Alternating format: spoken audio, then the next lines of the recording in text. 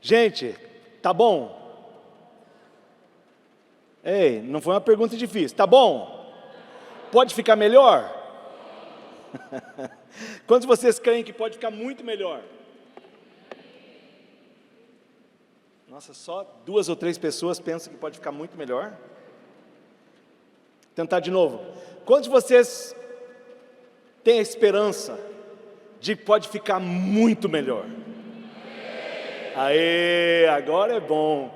Queridos, em primeiro lugar, quero agradecer muito a liderança dessa casa, pastores Márcio e Nani, pelo convite de estarmos juntos.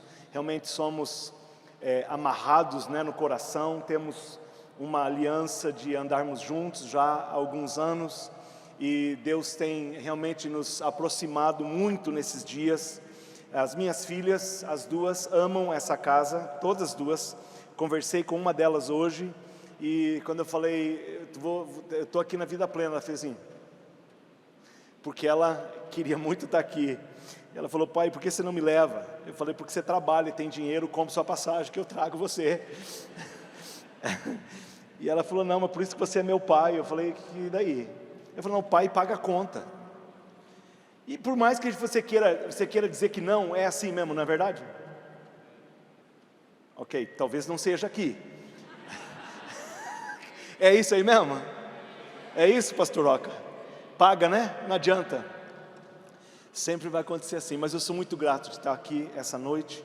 Estou muito contente de poder estar participando nesse lugar maravilhoso, queridos. Não só, olha, a presença assim, o lugar é muito gostoso, bonito, dá uma presença assim lá de fora tremenda, sabe? É realmente assim um icon, é um prédio realmente que chama atenção na cidade. Vocês estão de parabéns, querido, sabe, ainda que seja assim tão bonito e tão joia, e eu creio que vocês vão deixar ainda muito mais com o tempo passa, mas eu quero dizer, querido, que tudo isso aqui, a coisa mais linda disso aqui é a expressão da tua fé. Isso aqui, querido, representa a tua expressão de fé, sabe? Você acreditou, você crê que Deus realmente queria que Deus estabelecesse nesse lugar uma igreja que pudesse ter lugar para o povo que ainda não pertence a Ele, pudesse entrar. E vocês estão abrindo local, estão abrindo espaço com uma construção dessa aqui, para realmente trazer mais pessoas. Eu creio que Deus vai encher esse lugar, não só uma vez, 2 vezes no domingo, mas mais, porque tem muita gente ainda que precisa de Jesus. Amém, queridos? Vocês têm parentes, amigos, vizinhos que necessitam, queridos, do Evangelho de Cristo, e convidem eles, queridos, não venham sozinhos para a igreja, convida, sabe, convida. Gente, o poder de um convite, eu queria pregar hoje, talvez uma outra hora, sobre o poder de um convite, querido, o que pode fazer, o que pode acontecer na vida da pessoa, simplesmente por um convite. Querido, venha, sempre ora essa semana, fala: quem que eu posso levar na casa de Deus a semana que vem? E quando você vir, querido, não venha sozinho não, abra um espaço no seu carro para trazer mais uma pessoa. Vamos evangelizar essa cidade, amados, amém? Vamos mostrar, porque a presença de Deus aqui é tão grande, tão gostosa. Quando as pessoas entram nesse lugar, elas já sentem a presença de Deus, querido. Vamos confiar que Deus realmente quer usar a tua vida para trazer muitas vidas para o reino, amém? Amém. Querido, abram suas Bíblias lá no livro de Hebreus capítulo 11, e em 2 passagens, de Hebreus capítulo 11 e a outra, 1 de Samuel capítulo 17, Hebreus capítulo 11, versículo 32, e 1 de Samuel capítulo 17. Eu vou estar conversando com você essa noite, estar ministrando sobre verdades que influenciam a nossa fé. Fala comigo: verdades que influenciam a nossa fé. Hebreus capítulo 11 diz assim: o que mais posso dizer? O tempo é pouco para falar de Gideão, de Baraque, de Sansão, de Jefté e de Davi. Fala Davi. De Samuel e dos profetas. Pela fé eles lutaram contra nações inteiras e venceram. Fizeram o que era correto e receberam o que Deus lhes havia prometido. Fecharam a boca de leões, apagaram incêndios terríveis e escaparam de serem mortos à espada. Eram fracos, mas se tornaram fortes. Foram poderosos na guerra e venceram exércitos estrangeiros. Fecharam a boca de leão, apagaram incêndios terríveis e escaparam de serem mortos à espada. Olha a próxima.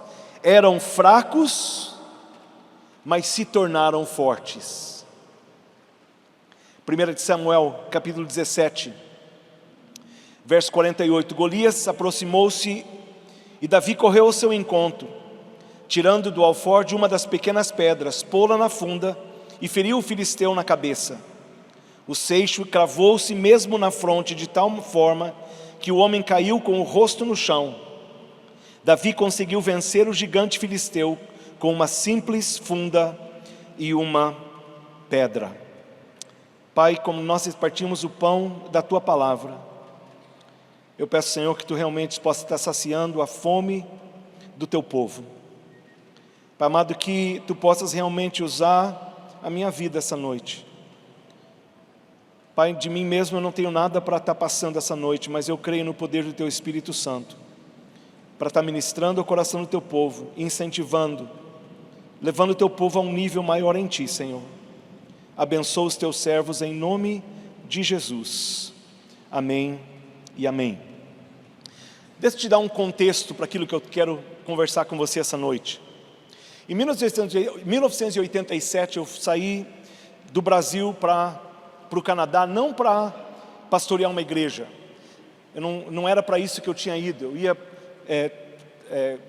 fazer umas classes, eu estava fazendo um curso de piloto privado e a minha intenção era realmente estudar inglês e poder continuar o meu curso lá.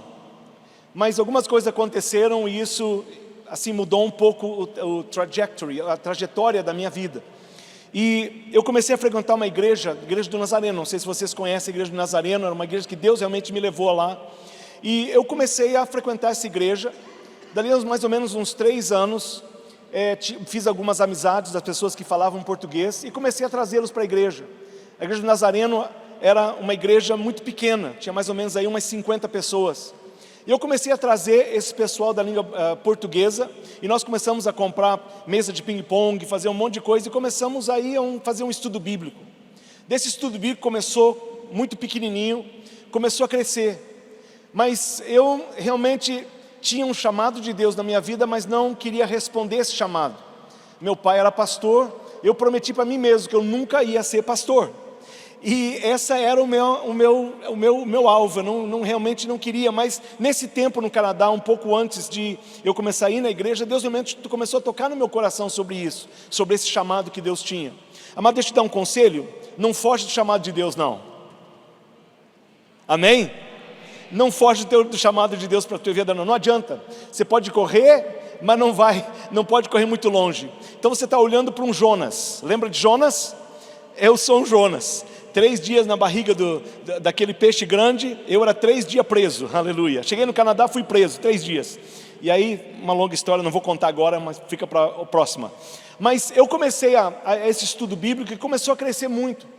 Assim, de 5 foi para 15, de 15 foi para 30, de 30 foi para 50, de 50 foi para 100, de 100 foi para 150. Foi uma coisa assim que Deus começou realmente a abençoar muito.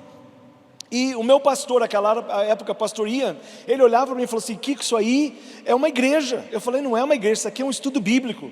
Mas a igreja dele tinha umas 50, eu estava já com umas quase 200 e poucas pessoas na igreja, era uma coisa assim tremenda aquilo que Deus estava fazendo.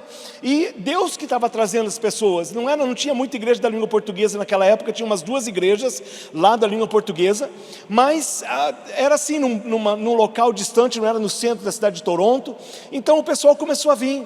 E Deus começou a incomodar meu coração, comecei isso aí, tive que vir para o Brasil para acertar uns documentos que eu tinha que acertar, vim para cá, fiquei 1 ano e meio, quando eu voltei, Deus me desafiou a começar a participar de uma igreja que já estava mais ou menos andando por mais ou menos 1 ano, e tinha 18 pessoas nessa igreja, e eu fui apresentado para essa igreja, eu fui como assim, eu estava andando, Deus mostrou a cidade, Deus falou: essa aqui é a tua cidade, e eu comecei a ir, e Deus começou a abençoar, e esses 18 que estavam, quando eu fui pregar a primeira vez, no segundo culto que eu estava lá, os 18 saíram. Foi uma coisa interessante, foi um avivamento de Gideão, sabe, que aquele que não entra, sai. Então no primeiro culto que eu estava lá tinha 18, quando eu fui para o segundo culto, já tinha só eu e a Maria. Maria era uma mulher de wheelchair, era uma cadeirante, que ela vinha na igreja porque o outro pastor que estava lá antes de mim, já essa igreja está funcionando mais ou menos 1 ano, ele ia buscá-la, então eu fui buscá-la. E quando eu cheguei no segundo culto lá, não tinha mais ninguém, só tinha a Maria. Daquele dia em diante foram 4 meses que só era eu e a Maria. Então assim, eu dirigia o louvor, eu fazia os anúncios, não eram muitos, eu tirava oferta, a minha mesmo, eu pregava e eu chamava para o altar e eu mesmo respondia. Entendeu como é que é o negócio? Eu mesmo colocava a mão na minha cabeça. E foi assim um tempo que ninguém veio, 4 meses não apareceu mais ninguém na igreja.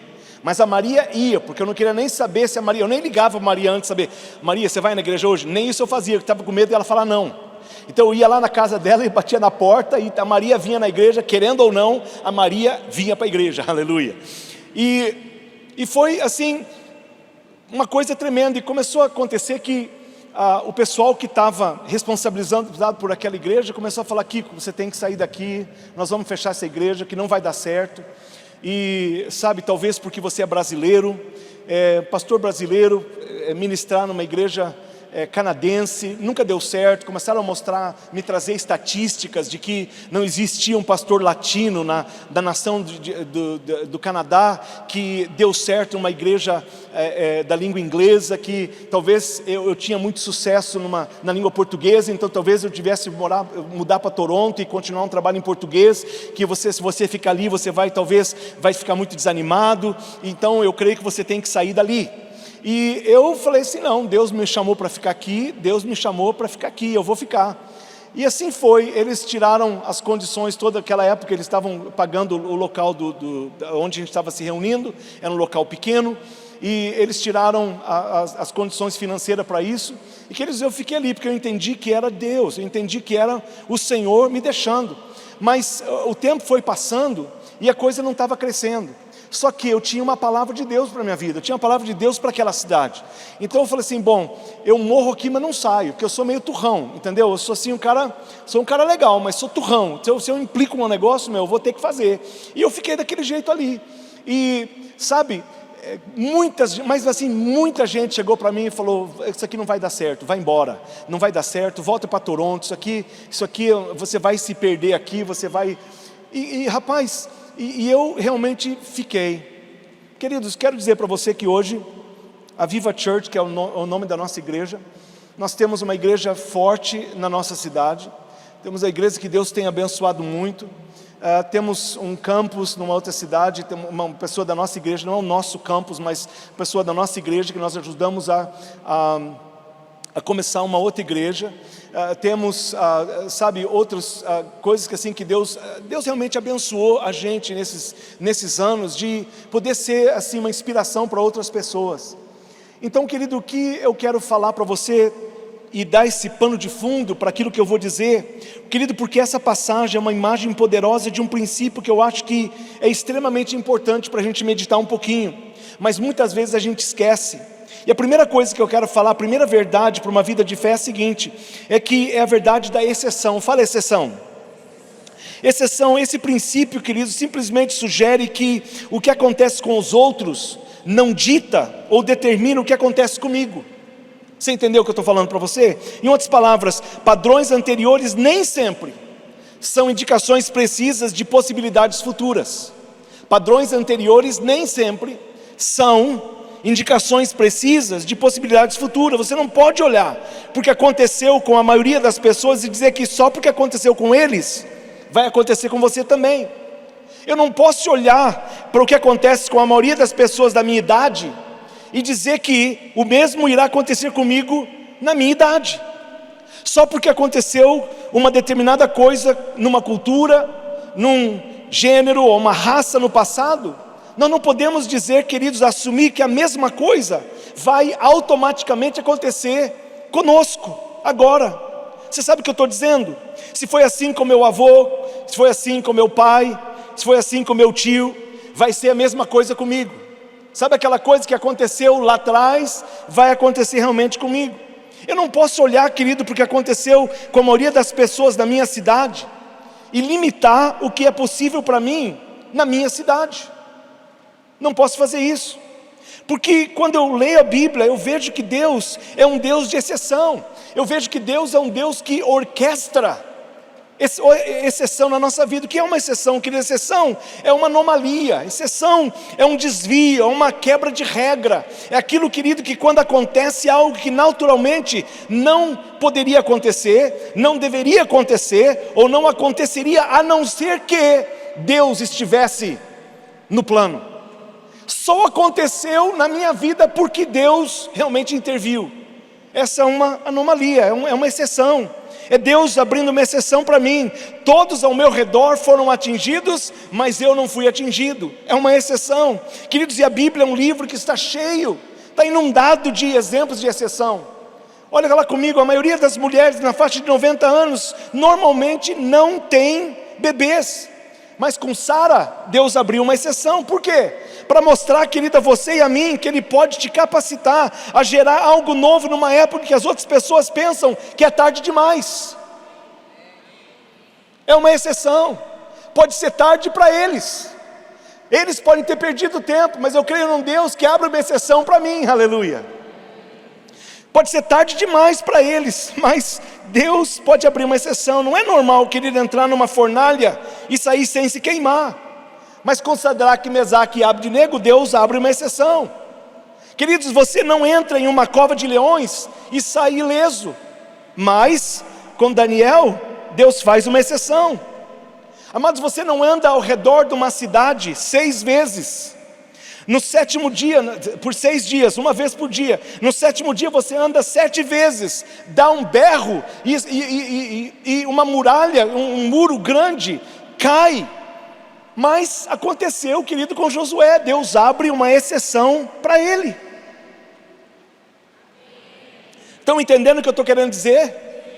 Amados, pássaros não alimentam pessoas. Pessoas sim, é que alimentam pássaros. Mas com Elias, Deus faz uma exceção. Por que eu estou falando isso? Para te mostrar, querido, que se precisar Deus mudar a ordem natural das coisas, simplesmente para te abençoar, você tem que crer, querido, que Ele o faz, porque você é chamado filho e filha de Deus. Você é chamado por Deus. Quando Deus olha para você, Ele fala: esse é o meu filho, é a minha filha. E para você sempre tem uma exceção.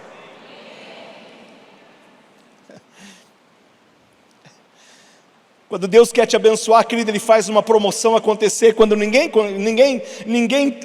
era para ser promovido. Quando Deus quer te abençoar, querido, Ele faz portas abrindo para você que estavam fechadas. Ele torna o impossível possível. Pensa comigo.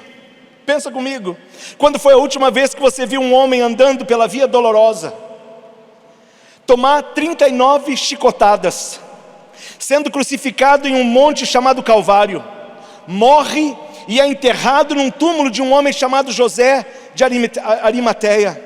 Fica lá a noite toda da sexta, passa lá o sábado o dia todinho, a noite toda do sábado para domingo, e domingo pela manhã ele sai da sepultura. Mas com Jesus, Deus abre uma exceção. E amados, se Ele fez para Sara, se Ele fez para Daniel, se Ele fez para os 3 jovens hebreus, se Ele fez para Elias, se Ele fez para Josué, se Ele fez para Jesus, amado, Ele pode abrir uma exceção para você. Ele pode abrir uma exceção. Eu não sei aquilo que você está passando hoje, eu não sei qual é a dificuldade, o problema, eu não sei qual é a área, o gigante que você enfrenta hoje, mas para você, Deus pode abrir uma exceção. E amado, nós temos que crer na exceção de Deus. Temos que crer que Deus pode todas as coisas. Quando tudo está fechado, quando as portas todas estão travadas, quando já não existe uma saída, você tem que pensar assim: eu elevo os meus olhos para os montes, de onde me virá o socorro? O meu socorro vem do Senhor, o Criador dos céus e da terra.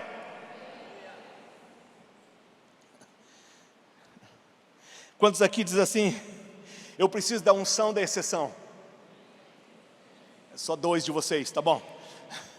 Quantos de vocês falam assim: pastor, uma exceção na minha vida ia ser uma bênção? Olha para o teu irmão e fala assim: uma exceção para mim ia ser uma joia. Eu sou o próximo a romper na minha vida. Eu sou o próximo a Deus fazer um milagre na minha família. Eu sou o próximo a fazer o que dizem que não pode ser feito. Eu sou o próximo a ver um avivamento na minha casa. Eu sou o próximo a ver Deus operar um milagre na minha vida dos meus filhos. Eu sou o próximo a ver Deus operar cura na minha vida. Eles disseram que não ia dar certo. Eles duvidaram que você ia conseguir aquele emprego. Eles disseram que você não poderia pagar aquela conta. Eles disseram que você não poderia ter filhos. Eles disseram que o seu filho não ia sair das drogas. Eles disseram que o seu casamento não ia resistir. Mas eles esqueceram que você serve a um Deus vivo. Eles esquecem que você não está sozinho. Eles esquecem que você tem um Deus que é amoroso, é poderoso e faz infinitamente mais daquilo que nós pensamos ou imaginamos. Eles se esquecem que nós servimos a um grande Deus, que diz: jamais te deixarei, nunca te abandonarei. Se Deus é por nós, quem será contra nós? Amado, o fator Deus é aquilo que faz a diferença entre você e o ímpio lá de fora. O fator Deus é aquele que faz a diferença daquilo que todo mundo está fazendo e diz que é impossível para você, mas você tem um Deus do teu lado, amado. Talvez alguns de vocês já saibam da história, mas eu voltei do Canadá para o Brasil, numa viagem que era para ser só 30 dias. Eu fui renovar meu visto, não aceitaram a renovação do meu visto, me deram 24 horas para sair do país. Eu assim, deixei tudo lá, em 24 horas tive que apresentar uma passagem e sair do país para vir fazer a minha papelada aqui no Brasil, que eles não aceitavam mais eu renovar o meu visto lá. Eu vim para o Brasil, numa viagem que ia ser só 30 dias, que era uma coisa em automático que eles tinham falado lá quando chegou aqui em São Paulo no consulado. Assim, cheguei do Canadá, no mesmo dia fui para o consulado, fiz a aplicação que eles falaram que eu tinha que fazer e esperei a resposta. Primeira resposta, negativo. Apliquei de novo. Segunda resposta, negativo. Apliquei de novo. Terceira resposta, negativo. Apliquei de novo. Quarta resposta. Nessa quarta resposta, eu já estava no Brasil, já fazia um ano e mais ou menos aí uns 3 meses, 4 meses. Tinha conhecido a Cris, que é hoje minha esposa. Ela estava em Londrina, eu estava em Santos. E ela tinha um chamado para o Brasil, ela falou assim: bom, eu vou ficar no Brasil. Eu falei: bom, eu vou para o Canadá. E foi assim a nossa história. Mas quando eu recebi esse quarto resposta negativa, eu já pensei assim, eu peguei aquela carta na imigração lá na Avenida Paulista, em São Paulo, li: rejeitado, você não tem suficientemente, mesma porcaria de carta que eles dão, entendeu? Pus no bolso e saí dali contente. Falei: bom, eu acho assim, eu estou numa igreja boa em Santos, estava assim ministrando jovens em Santos, estava legal. A Cris estava em Londrina, estava um ministério bom lá que ela tinha. Eu falei: bom, eu acho que Deus, eu fiz tudo que eu tinha que fazer, então eu acho que eu nem fiquei triste mais, fiquei assim alegre com a carta. Pus a carta no bolso, entrei no subway, entrei no metrô e fui de volta a Jabaquara. Mas no meio do caminho, eu com a carta no bolso, Deus fala assim para mim: esse não veio de mim. Uma coisa assim tão forte. Eu imediatamente saí na próxima parada eu saí do subway, do metrô, e fui para o outro lado e voltei para o consulado canadense. Era mais ou menos assim, umas 11 horas da manhã, eu sentei, eu não sabia o que fazer, gente, eu estava tremendo. Eu sentado com a carta no bolso, quarta vez negado, não sabia mais o que fazer. E horas foram passando, quando foi umas 3h30, 4 horas da tarde, o consulado começou a fechar, todo mundo começou a ir embora. Um rapaz que era um guarda lá, veio para mim e falou assim: você está esperando alguma coisa? Eu não sabia o que falar para ele. Eu tirei a carta do meu bolso e falei assim: eu quero falar com a pessoa que assinou essa carta.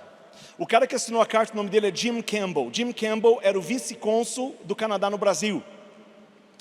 E ele pegou a carta, foi lá para dentro, e eu fiquei esperando. Demorou aí uns, sei lá, uma meia hora. Veio um bruta de um canadense.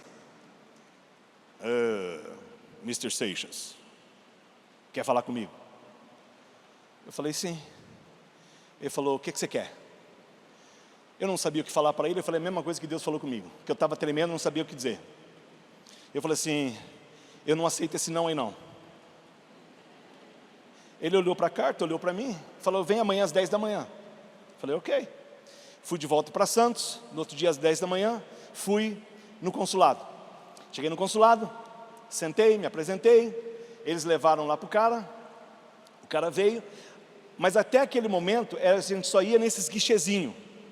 Mas ele abriu a porta e falou, entra aqui. Eu entrei lá atrás na sala desse cara. A sala desse cara é uma coisa assim tremenda. E ele sentou, eu sentei, ele sentou na mesa dele, eu sentei, e estava lá. Os meus arquivos estavam lá assim, 4 vezes aplicando, e 4 vezes os caras negando, já estava desse tamanho. E ele falou assim para mim, cara, eu não sei se você sabe ler, mas você sabe que você não vai para o Canadá. Eu falei, ele falou, você não vai. Está vendo isso aqui? Isso aqui é tudo teu arquivo. Você é pastor, né? Eu falei, sou. Pastor do quê? Pastor de uma igreja. Que igreja? A igreja evangélica. Que tipo de pastor é você? Aqueles que vão roubar os outros? Que nem Jimmy Swaggart e Jim Baker. Foi na época que Jimmy Swaggart tinha caído. Eu ali sentado. E o cara falou assim, você está pensando que eu vou deixar você entrar no meu país, rapaz? Você está pensando que eu vou abrir porta para você ir lá? Pastor, que Deus. E o cara começou a falar desse tom comigo. E eu sentado. Quando eu estava sentado, gente, eu fiquei pensando assim, bom, lá no Canadá, eu passei fome, passei frio, fui para a cadeia. Assim, eu paguei os meus dues, não sei como é que fala aqui, mas eu fiz, entendeu? Eu passei um bocado lá. E eu fiquei pensando assim, cara, esse cara é um mala. Eu pensando, não falei nada. Esse cara é um mala. Eu falei, eu não vou deixar esse cara falar desse jeito aí não. Estou aqui no meu país, esse cara está aí, agora eu aguentei eles lá, esse cara vai ter que me aguentar aqui, porque eu sei que ele não vai me deixar entrar no Canadá mais não. E quando eu comecei a falar com ele, eu abri a boca para falar com ele. Sabe quando a mula de Balaão? Era eu. Eu queria falar uma coisa, mas eu comecei a falar outra coisa. Eu comecei assim, rapaz, você sabe que... E eu comecei, cara, você está pensando o quê? Você está pensando que a minha vida está nas tuas mãos? Minha vida não está nas tuas mãos não, rapaz. A minha vida está na mão desse Deus que você está zombando, desse Deus que você não crê. A minha vida está nas mãos dele. Quem você está pensando que você é? Você está pensando que você está nesse escritório aqui, muito importante, muito bonito, cara? E você está pensando que a minha vida está nas tuas mãos, rapaz? O Deus que eu sirvo, se Deus tiver que trazer uma outra pessoa e jogar no teu lugar aqui, se Deus me quer, lá no Canadá, Ele pode trazer uma outra pessoa. Rapaz, você vai perder o teu emprego. Você está ouvindo o que eu estou falando para você? O teu emprego não está seguro. Esse lugar aqui, você está por um fio, estão te mandando embora. Eu falei assim, e tem mais, não é só que você está perdendo emprego não. A tua esposa está te deixando, você está perdendo a tua esposa. E você está pensando que você tem a minha vida nas tuas mãos. Minha vida não está nas tuas mãos não. A minha vida está na mão desse Deus. Você está zombando, rapaz. Você necessita desse Deus, que a tua vida de profissional está uma desgraça. E o teu casamento está uma desgraça. Você precisa de Deus. Quando eu estou falando assim, esse cara faz na cadeira assim e começa a chorar. Quando eu vejo que ele começa a chorar, eu falei, posso fechar a porta? Eu estava meio exaltado como eu estou aqui agora, entendeu? Eu estava assim já, entendeu? E eu falei assim para ele, posso fechar a porta? E eu, dei uma fechada na porta, fui do lado dele, pus a mão no ombro dele assim e comecei a orar. Eu orei em português, em inglês, línguas, eu orei em tudo quanto eu tinha direito. Eu, assim, não deixei por mal não. Eu fui, esse negócio todo demorou assim uns 8 minutos. Quando acabou tudo, eu sentei. Quando eu sentei, eu pensei assim, estou preso. Estou preso, vou para o Chilindró, não vai ter jeito. Sabe quando você pensa assim, cara, nunca mais vou voltar lá.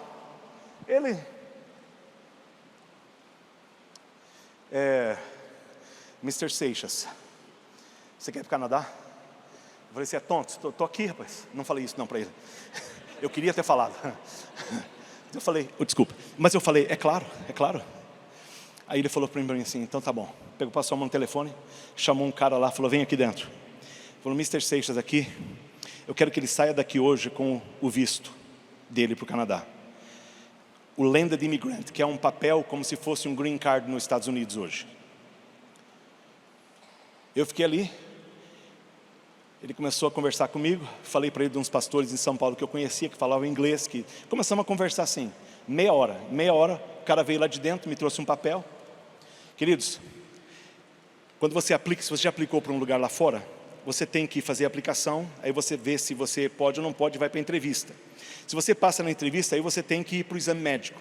Você tem que fazer antecedentes criminais. Aí você tem que pagar todas as taxas. Eu fiz a entrevista com ele. Não fiz exame médico, não fiz antecedentes criminais, devia ter feito, né? Não fiz. Não paguei taxa nenhuma. Ele me deu o papel e falou assim: Welcome to Canada. Você pode sair daqui para o aeroporto, que esse papel te deixa você entrar, trabalhar, fazer o que você quiser lá dentro. E eu saí. Sabe por quê? Porque nós somos, irmão, nós temos que crer na exceção. Eu sou uma exceção. E por que não você? Olha para o teu irmão e fala assim: por que não eu? Aí olha para ele assim e fala assim: por que não você? Você foi chamado, criado, comissionado para ser uma exceção, querida. A segunda verdade é a verdade da identidade. Verdade da identidade. Versículo 48, Golias aproximou-se de Davi e correu ao seu encontro. Queridos, quem era Davi? Era um cara pequenininho, um cara que não tinha muita força, era um cara que não tinha nada, ele era pequeno, ele não tinha nada, isso no exterior não tinha nada. Porém, querido, sua autoestima, sua confiança própria, a confiança própria dele, a maneira com que qual ele havia a si mesmo era tremenda. Ele não esperou o gigante, ele correu para o gigante. Na versão aqui não fala, sabe, Golias aproximou-se de Davi. No original não é que ele aproximou-se de Davi, sabe, Davi correu ao seu encontro. Ele correu ao encontro de Davi, Davi correu ao encontro dele. É um cara assim que foi em cima dele mesmo. Ele não esperou o gigante, ele correu ao seu encontro. Ele sabia quem ele realmente era. Ele sabia que existia nele uma unção. Amado, você já parou para pensar como Deus te vê? Você já parou para pensar como a Bíblia te descreve? Eu quero dizer uma coisa, que normal não é uma das descrições da Bíblia para a tua vida.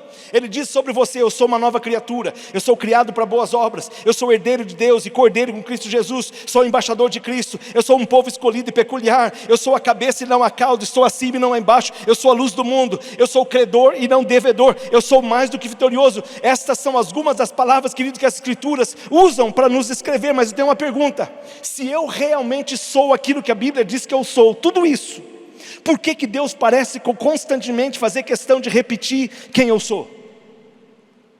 Por que Deus constantemente está repetindo quem eu sou? Sabe por quê? Se Ele diz que eu já sou, então eu não seria automaticamente aquilo que Ele já disse que eu sou? Não. Deus regularmente, Deus repetidamente, Deus obsessivamente, Deus incessantemente continua nos lembrando que nós não somos normais. Olha para o teu irmão e fala assim: você não é normal. Portanto, amado, Ele continua constantemente nos lembrando quem nós somos. É porque Ele sabe que naturalmente nós consistentemente nos comportamos da maneira que nós nos vemos. Salomão coloca dessa maneira: como um homem pensa em seu coração, assim ele é. Então Deus diz assim: olha, eu tenho que continuar te dizendo quem realmente você é, porque muitas vezes o que você pensa sobre você mesmo não é a maneira que eu penso sobre você. Então eu continuo repetindo o que eu penso sobre você, porque o que eu penso sobre você substitui aquilo que você pensa sobre você, porque aquilo que você pensa sobre você não condiz muitas vezes com o que eu penso sobre você. Por que isso é importante, querido? Porque até onde você vai, o quanto você cresce, não é apenas baseado no que você acredita sobre Deus, mas no quanto e no que você acredita sobre você mesmo. Vou repetir: até onde você vai e quanto você cresce não é apenas baseado no que você acredita sobre Deus, mas é também no quanto e no que você acredita sobre você mesmo. Em Números capítulo 13, Israel não possuía a terra prometida, não porque viu Deus errado, mas porque eles viram eles mesmos incorretamente. Não que eles viram Deus errado, mas eles se viram de uma maneira incorreta. Eles disseram assim: nós somos como gafanhotos. A terra é boa, o povo é bom, as frutas são boas, tudo é bom, mas nós somos como gafanhotos. Então, querido, o problema deles não era o gigante na terra. O problema deles, querido, era o gafanhoto na cabeça. Vou repetir: O problema deles não era o gigante na terra, era o gafanhoto na cabeça. E eu vim dizer a alguém aqui essa noite que o seu gafanhoto é maior que o seu gigante. A sua visão interior de si mesmo te aprisiona, te cativa, na medida em que ela te convence que você não pode ser vencedor. O que não foi o que aconteceu com Davi, mas acontece muito conosco. Esse era o problema dos israelitas no campo de batalha. Eles não se viam capazes de derrotar aquele gigante. Eles se convenceram a não lutar uma luta que já estava vencido. Por que eu falo isso? Porque a única maneira, querido, para eles perderem aquela luta era simplesmente não lutarem. E muitas vezes nós desistimos antes mesmo de tentarmos. Quantas vezes, querido, a coisa que mais quebra o meu coração é ver pessoas que desistem, quando assim a coisa está quase para acontecer, elas desistem. Amado, cadê a perseverança do crente? Cadê a perseverança? Cadê a nossa perseverança, a nossa confiança em que Deus é realmente aquilo que Ele diz que Ele é? E nós continuarmos firmes naquilo que Deus disse, porque nós vamos entrar aí na fila dos que complainem, dos que reclamam, na fila dos reclamadores. Por quê? Quando nós podemos estar na fila dos vencedores, querido, nós podemos estar como Jesus naquele barquinho deitado, o vento para tudo quanto é lado, e Jesus simplesmente descansando. Qual é a figura, amado? É a figura do crente, de você e eu. Deus te deu a capacidade para você dormir no meio da tempestade. Davi imediatamente viu, querido, que todo mundo não viu. Todo mundo viu que o gigante era grande, que era muita coisa, que tinha muita vencer, era fácil, que ele era um guerreiro. Mas Davi imediatamente viu que aquele gigante não estava circuncidado. Sabe o que isso quer dizer? Aquele gigante não tinha uma aliança. Davi deu uma olhada assim e falou assim: esse cara não está circuncidado. O que todo mundo estava olhando para o tamanho, Davi olhou e falou assim: esse cara não tem uma aliança com Deus, mas eu tenho. Ele não tinha uma aliança. Eu não sei quem está aqui numa batalha, não. Eu não sei quem está aqui enfrentando um gigante na tua casa, ou no teu trabalho, ou na tua saúde, ou no teu relacionamento. Mas vim te dizer, querido, que tem um gafanhoto entre você e o teu gigante. Que o gafanhoto na tua cabeça é mais perigoso do que o gigante na tua frente. Então eles se estabeleceram no deserto, quando podiam estar se estabelecendo em Canaã. Amado, por que aconteceu isso? Porque eles não viam, não que eles viam Deus errado, mas eles não se viam de uma maneira correta. Pensa como é triste, querido. Deus deixou eles se estabelecerem no deserto por anos. Por quê? Pelo mesmo motivo que Deus vai deixar você viver em qualquer nível que você se contentar em viver.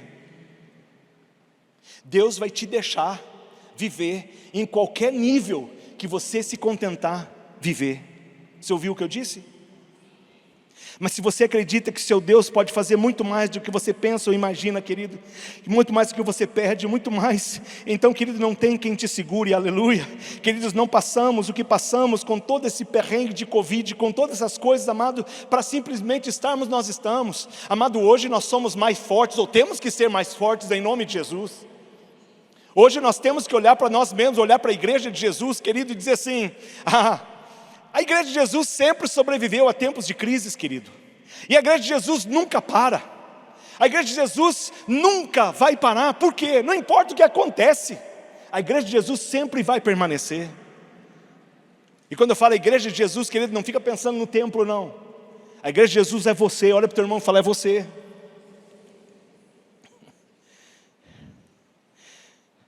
Terceira verdade é a verdade da qualificação. É quando eu me sinto que eu estou inadequado. Hebreus capítulo 11, versículo 34, nós lemos: apagaram incêndios terríveis e escaparam de serem mortos à espada. Eram fracos, mas se tornaram fortes. 1 Samuel 17, 32, 37, Davi disse a Saul: ninguém deve ficar com o coração abatido por causa desse filisteu, seu servo irá lutar com ele. Respondeu Saul: você não tem condições de lutar contra esse filisteu, você é apenas um rapaz, ele é guerreiro desde a mocidade. Davi, entretanto, disse a Saul: teu servo toma conta das ovelhas do seu pai. Quando aparece um leão, um urso, ele leva a ovelha ao rebanho. Eu vou atrás dele, dou-lhe golpes e livro da ovelha da sua boca. E quando ele vira contra mim, eu pego pela juba. Eu não sei como é que você lê negócio com eles, mas eu estou lá dentro. É assim que você lê a Bíblia? Cara, que coisa interessante. Meu Deus. Davi, entretanto, diz: o teu servo toma conta das ovelhas do seu pai. Até aí tudo bem. Quando aparece um leão ou um urso, ele leva uma ovelha do rebanho, eu vou atrás dele, dou-lhe golpes e livro a ovelha da sua boca. Quando ele se vira contra mim, eu o pego pela juba e lhe dou golpes até matá-lo. Teu servo pôde matar um leão e um urso, e esse filisteu incircunciso será como um deles, pois desafiou o exército do Deus vivo. O Senhor que me livrou das garras do leão e das garras do urso, me livrará das mãos desse filisteu. Amados, se eu vou conquistar, eu tenho que lidar com um inimigo chamado inadequação. Sabe aquele sentimento que nós temos quando nós somos desafiados, nós sentimos incapazes, mas quando você olha para algumas pessoas que Deus usou facilmente na Bíblia, você vê, amado, você vê o seguinte: você que Deus chama, Deus desafia para uma missão, e como resposta eles dizem que não podem, e Deus tenta convencê-lo a aceitar a missão. É o que aconteceu com Moisés. Ele desafiou Moisés, e foi a inadequação de Moisés que respondeu a ele: sou gago, Senhor, não posso. Quando ele chamou Jeremias, foi a inadequação de Jeremias que respondeu: sou apenas um jovem. Quando ele desafiou Gideão, foi a inadequação de Gideão que respondeu, disse assim: eu sou o menor da minha família. Sabe o que é assustador, queridos? É que não há evidência da inadequação de nenhum deles, até quando eles foram desafiados a cumprirem uma missão. Escuta, toma nota: desafios geralmente revelam a nossa inabilidade. Sabe por quê? Porque Deus quer realmente, querido, que nós entendamos que nós só seremos alguma coisa, vamos só conseguir produzir alguma coisa, nós só teremos uma família de bênção, nós só teremos uma vida financeira segura, nós só teremos aquilo que nós temos se nós dependermos completamente dEle.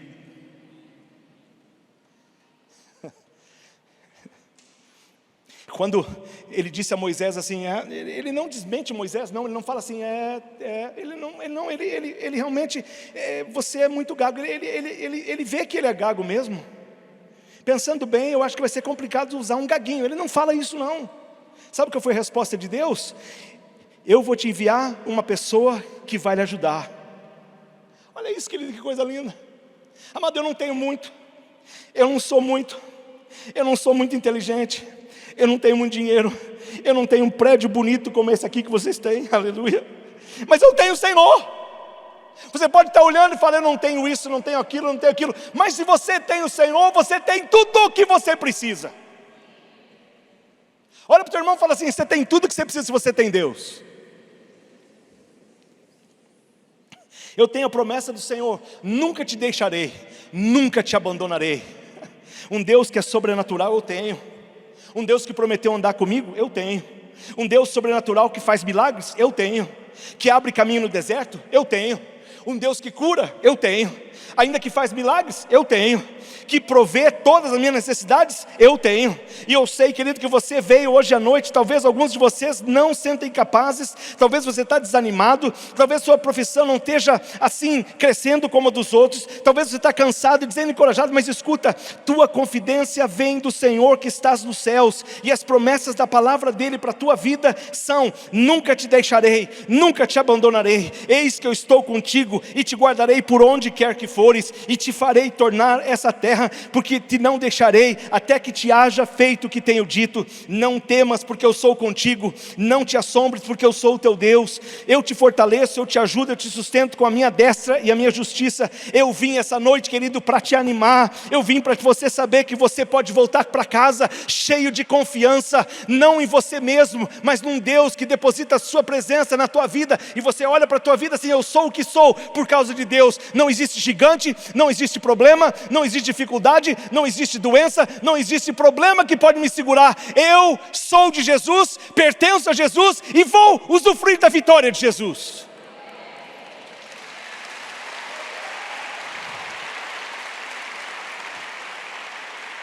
Ih, 10 minutos? 10 minutinhos, pode ser? Eu vou tentar. Crê em milagre? Quer milagre?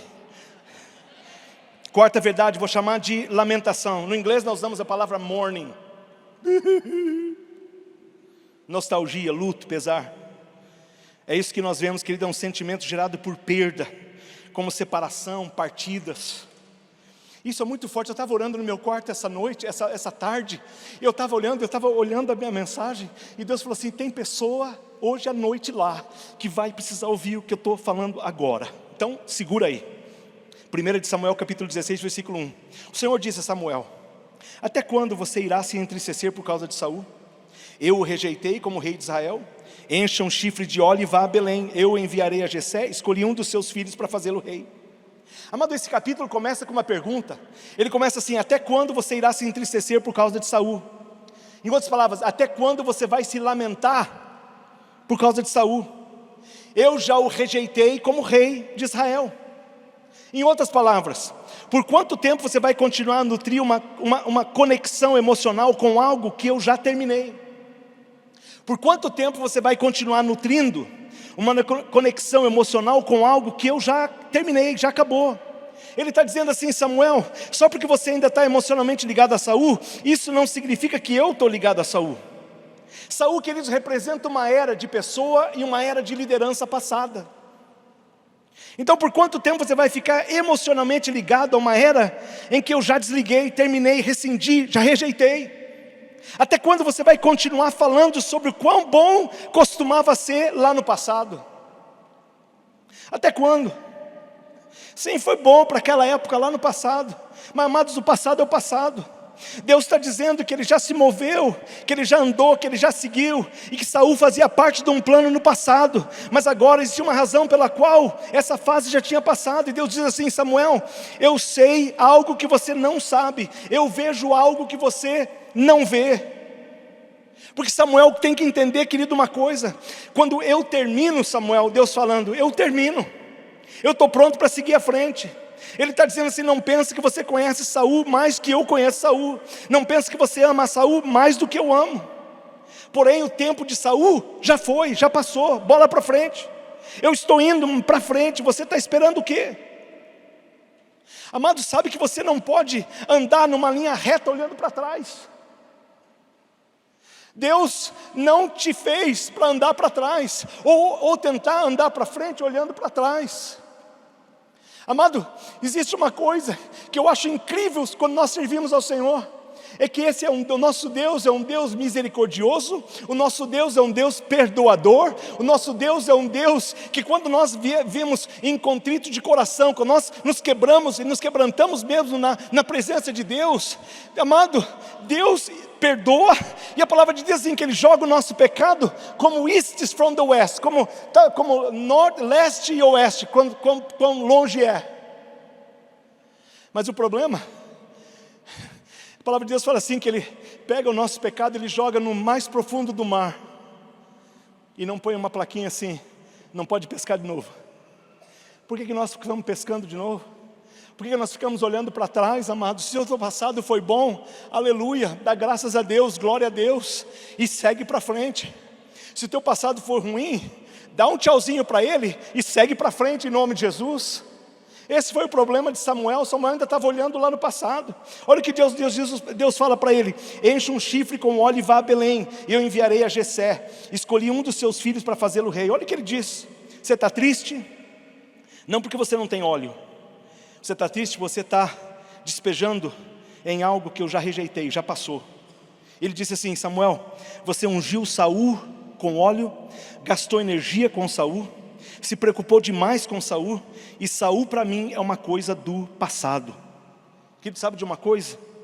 Nós podemos perder muito tempo chorando com o que perdemos, com quem se foi da nossa vida, com quem não corresponde mais, com o nosso passado, onde nós costumávamos trabalhar, onde nós costumávamos morar, onde nós costumávamos ministrar, e sabe aquele namorado que tinha lá atrás, aquela pessoa que influenciou lá atrás, e nós ficamos olhando para trás e nunca conseguimos enjoy,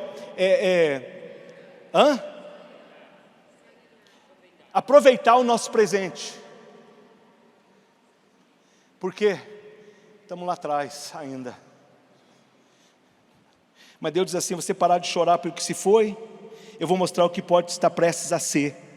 Se você parar de chorar pelo que já passou, eu vou te mostrar quem está vindo. Se você parar de chorar por quem não está, eu vou te mostrar o que está a caminho. Vá até a casa de Jessé. Vá até a casa de Jessé. Ele chega na casa de Jessé para ungir um rei, e ele vê primeiro filho, cara alto, bonito, Eliabe, se apresenta. Ele fala assim: esse com certeza é o novo rei de Israel.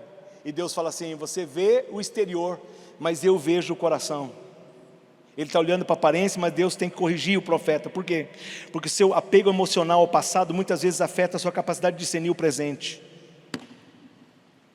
Nosso apego emocional ao passado, nós estamos tão apegados que afeta a nossa habilidade de ver o presente.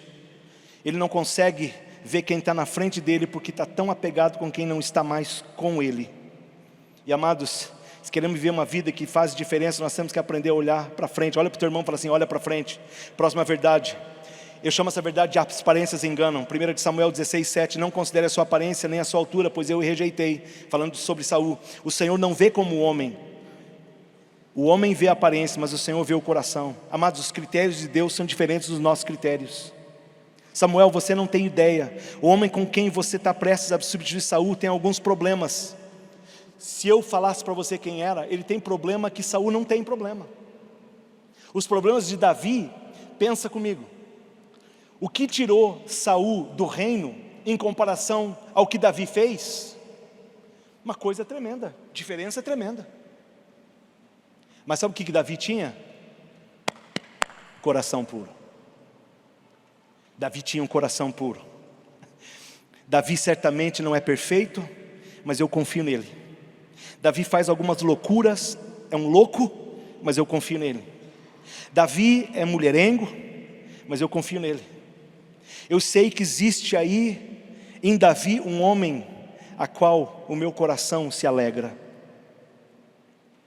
Querido, mas quando vocês podem olhar para vocês mesmos e verem sua pequenez, sua inabilidade, que você realmente é um inadequado. Pastor, eu não sou apto para isso. Pastor, eu não posso fazer aquilo. Mas Deus te escolheu. Ele confia em você. Amado, se nós pudéssemos fazer uma enquete aqui com os homens, quantos homens não veem a eles mesmos como... Você pergunta para eles: você é um bom pai de família, você é um bom marido? A maioria dos homens fala assim: não sei. Muitos homens se sentem inadequados, mas Deus te chama para ser quem você é. Deus te chama para ser aquilo e Deus te dá a habilidade de fazer. Não olha para você mesmo e fala assim: não sei não posso não. E vem lá os 7 filhos de Jessé, um atrás do outro. Abinadab, vem um atrás do outro. Os 7 filhos de Jessé vêm até Samuel e nenhum deles é correto. Samuel pergunta assim: esse aqui são todos filhos que você tem? E Jessé fala assim: não, tem mais um, mas ele não está aqui não, ele está lá no campo lá fora. Chama ele lá então. Nós vamos sentar aqui até que ele vem. E Davi vem e se apresenta a Samuel. O Espírito de Deus diz assim, que esse mesmo, esse aí, agora observa, querido, esse aí mesmo que vai ser o rei. Eu não quero que você perca o que aconteceu. 7 dos seus irmãos vieram a Samuel antes de Davi. Fala 7. 7. Mais velhos, todos eles vieram na frente. Todos eles tiveram uma oportunidade. Dos 7 irmãos chegaram perto do óleo de Davi. Está entendendo? 7 outras pessoas estavam na lista antes que você. 7 outros chegaram na tua frente, mas o óleo não se movia. Vai passando. Porque quando Deus tem algo para você, querido, não importa quem chega primeiro. Não importa quem chega primeiro. Quando Deus tem alguma coisa para você, querido, não importa quem chega primeiro não. Repete comigo: o que é meu ninguém pega. Davi era um rei que ninguém reconhecia. Ele era um rei que ninguém se importava com ele. Eles podem chegar primeiro, eles podem ter mais qualificação, eles podem ser maior, melhor em tudo, mas querido, o que é teu, ninguém pega.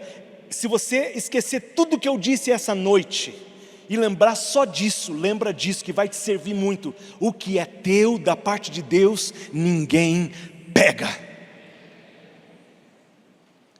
Versículo 13, 1 Samuel 16, Samuel apanhou o chifre cheio de óleo e ungiu na presença de seus irmãos. A partir daquele dia o Espírito do Senhor apoderou-se de Davi e Samuel voltou a Ramá. Então Samuel pegou o chifre de óleo e ungiu em meio aos seus irmãos. Espera aí. Então Samuel pegou o chifre de óleo e ungiu no meio dos seus irmãos, os mesmos que não estavam nem aí para ele. Os mesmos que não convidaram Davi para entrar na casa. Os mesmos irmãos que você lê depois que eram hostis com ele. Os mesmos 7 que não viram o rei dentro dele. São os mesmos que tiveram que ver o óleo sendo derramado sobre ele. Entendeu o que eu estou dizendo? Os mesmos que rejeitaram. Os mesmos que... A palavra de Deus é tão rica, queridos, que fala assim, Davi foi ungido no meio dos... Eles tiveram que olhar Davi ser ungido rei. Essa também mostra poderosa de uma recompensa divina, querido. Eles tiveram que ver o profeta jogar um cântaro de óleo sobre e ungir Davi como rei. Amado, isso é que Deus faz algumas vezes, olha o texto. Eles têm que ver você vencer, apesar do que eles fizeram com você. A punição de muita gente é ver você ser abençoado quando eles mesmos na tua frente. Na frente deles, Deus abençoa você na frente daquele que não estava nem aí com você, e Deus... Amado, fala para o teu irmão assim, o que é meu ninguém pega. Eu estava com os pastores conversando sobre a situação, hoje nós estávamos falando sobre isso. Amado, o que é teu, é teu. Você não precisa correr atrás, você não precisa fazer nada. Você só precisa ficar obedecendo ao Senhor, adorando a Ele. E quando que a gente pensa que os 7 já passaram e eu estou aqui ficando para trás. Olha para o teu irmão de novo e fala assim, o que é meu é meu. O que Deus tem para mim é para mim. Próxima verdade, valorize o processo. Palavra, fala assim, palavra, preparo, promoção. Palavra, preparo, promoção. Palavra, preparo, promoção. Olha o que diz o versículo 13. O Espírito do Senhor apoderou-se de Davi. Viu isso? Daquele dia em diante, o Espírito do Senhor estava com Davi. Davi era um rei sem coroa. Eita. Aí fala assim, e Samuel voltou a Ramá. Espera um minuto aí. Samuel acaba de ungir Davi. Samuel volta a Ramá. Davi é um rei. Mas Davi não vai para Ramá com Samuel. Davi volta para tomar conta das ovelhas do pai dele.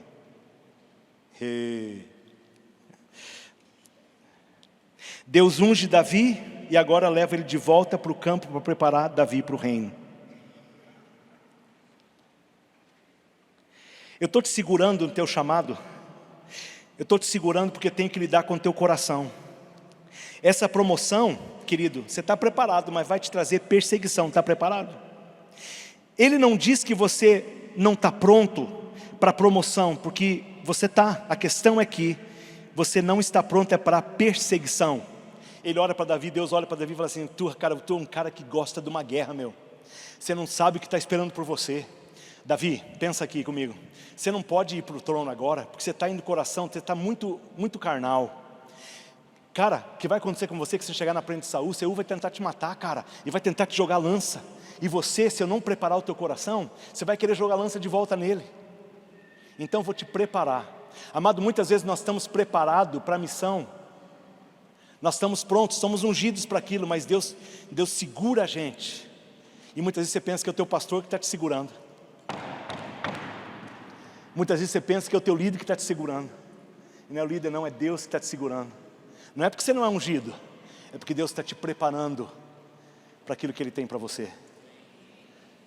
Então não culpa o teu pastor não culpa os teus líderes não. Fica sentadinha, porque o teu ninguém pega. O que é teu ninguém pega não, pode ficar sentadinha. Mas eu estava pensando que eu já estava pronto para liderar uma célula. Eu sou o próximo, não sou? Sentadinha aí no banquinho aí um pouquinho mais. Não é que você não está preparado para liderar, você não está preparado para perseguição. Ah, mas eu pensei que eu ia poder liderar o louvor agora. Eu não queria ser backup, queria liderar. Não, você vai liderar, mas não agora. Fica quietinho com o teu microfonezinho bem bonitinho ali. Quando sair o teu nome na escala, você vai lá e canta bem bonitinho. Não é que você não é ungido para liderar, você só precisa, teu coração precisa estar um pouquinho mais corretinho. A gente gosta da promessa. A gente gosta da provisão de Deus, mas a gente não gosta do problema, do meio, do processo. Processo, pastor, isso aí não é muito bom. Deixa eu mudar. A próxima verdade é a última, tamanho não é documento não. Seu gigante não é tão forte como o que parece. Versículo 50, Davi conseguiu vencer o gigante filisteu com uma simples funda e uma pedra. Então um dia Davi está cuidando das ovelhas, seu pai diz assim, vai lá no campo de batalha. Ele chega lá, vê o gigante desafiar os exércitos de Saul, e Davi olha um lado para o outro e diz assim, ninguém ouve isso? Ninguém ouve o que esse cara está falando não.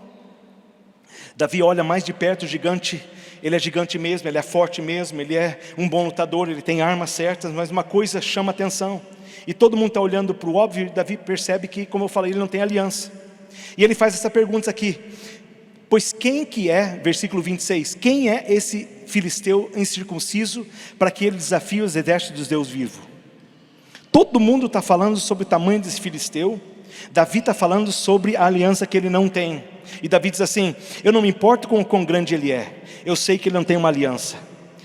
A aliança que ele dá um símbolo, a circuncisão é um símbolo da aliança. Então ele diz que o gigante tem uma espada, ele tem uma lança, ele tem um dardo, ele tem uma armadura, mas ele não tem aliança. E eu, querido, tenho uma aliança com Deus, você tem uma aliança com Deus. E portanto não importa o tamanho do seu gigante. Davi diz assim, eu vou enfrentar esse cara. Pode se levantar para você pensar que eu estou terminando? Davi olha para aquele gigante e fala assim, vocês já estão aqui, queridos, lindos, amados. Davi olha para aquele gigante e fala assim, quem que é esse cara aí? Eu vou enfrentar esse cara. Quando você olha para o tamanho de Golias e o tamanho de Davi, parece que Davi está em desvantagem. Nós sabemos, querido, que Golias tinha algumas vantagens. Ele era grande, ele era forte, ele era um guerreiro. Escuta bem que eu estou terminando, escuta bem quietinho. Malcolm Gladwell é um escritor canadense, é um historiador, é um crente, autor de muitos livros, e um dos livros dele é Davi e Golias. Se você tiver a oportunidade de comprar esse livro, compra, acho que tem em português. Malcolm Gladwell sugere que Golias não era tão vantajoso quando nós pensamos, porque uma grande parte da sua vantagem nós atribuímos ao tamanho dele.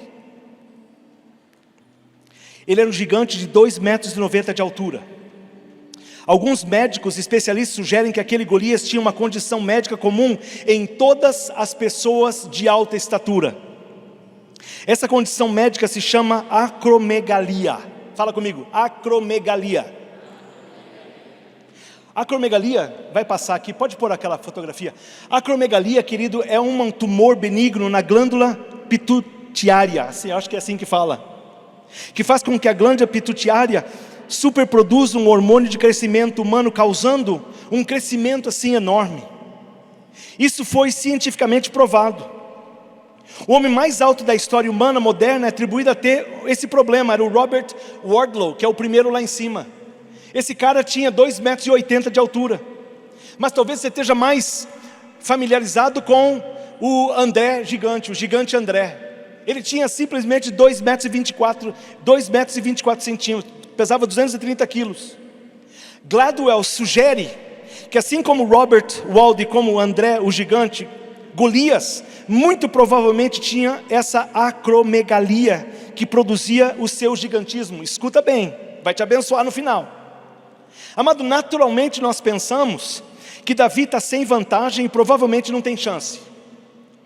Porém eu quero submeter a você que existem 3 fraquezas em Golias, escondidas nesse texto, que é facinho de ignorar, mas de agora em diante você não vai mais. Verso 41 diz assim, enquanto isso, o filisteu, com seu escudeiro à frente, vinha se aproximando de Davi. Amado, escudeiro era para rei, não para soldado. Soldado não tinha escudeiro, mas diz aqui o texto que tinha um escudeiro com ele. A segunda observação no texto é que está no verso 43.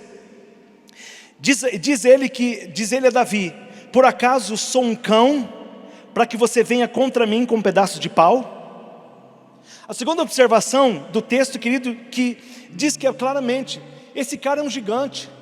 Amados, a funda, aquele tempo, era um instrumento de guerra, todo mundo conhecia.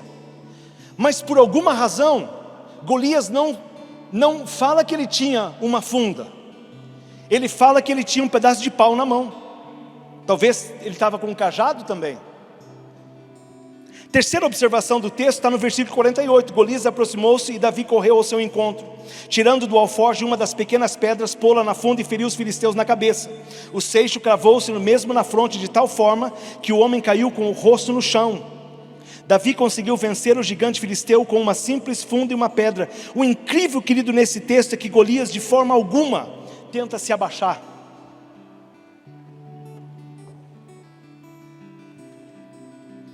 Eu te digo isso, querido, porque quando a pedra vem, ele não faz nada.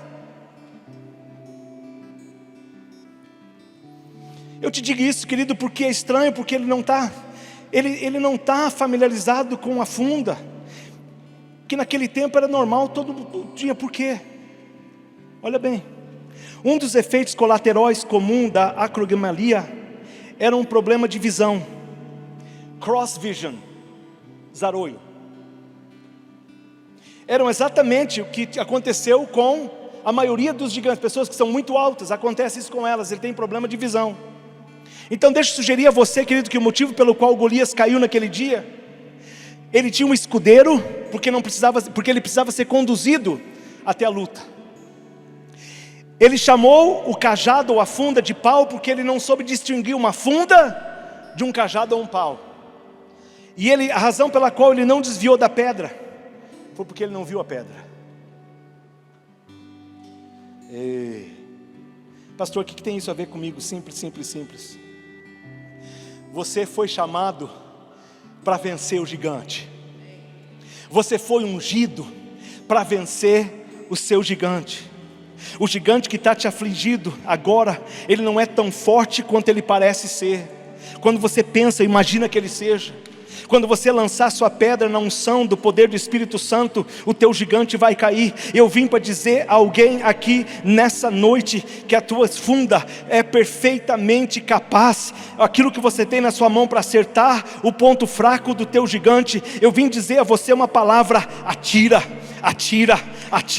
volta para a tua casa, volta para o teu trabalho, para o teu dia a dia, e volta com a funda. Não parece muito, mas atira aquilo que você tem, atira até as portas se abrirem, atira até a tua situação mudar, atira até que você veja o sobrenatural de Deus acontecer na sua vida, atira até que o fogo do Espírito Santo venha sobre você, atira até que os pródigos voltem para casa, atira até que o teu gigante possa cair por terra. Amado, o que você tem na mão é o suficiente. O teu gigante não é tão grande como ele parece. Aquilo que Deus te deu na mão pode ser insignificante, mas Ele te dá a bênção, Ele te dá a graça, Ele te dá a força, para que você pode chegar em casa hoje à noite, pode chegar no seu dia a dia amanhã, e simplesmente virar, e simplesmente jogar aquela pedra bem, e vai bem a certeza, porque o teu gigante não é tão grande quanto você imagina que ele é.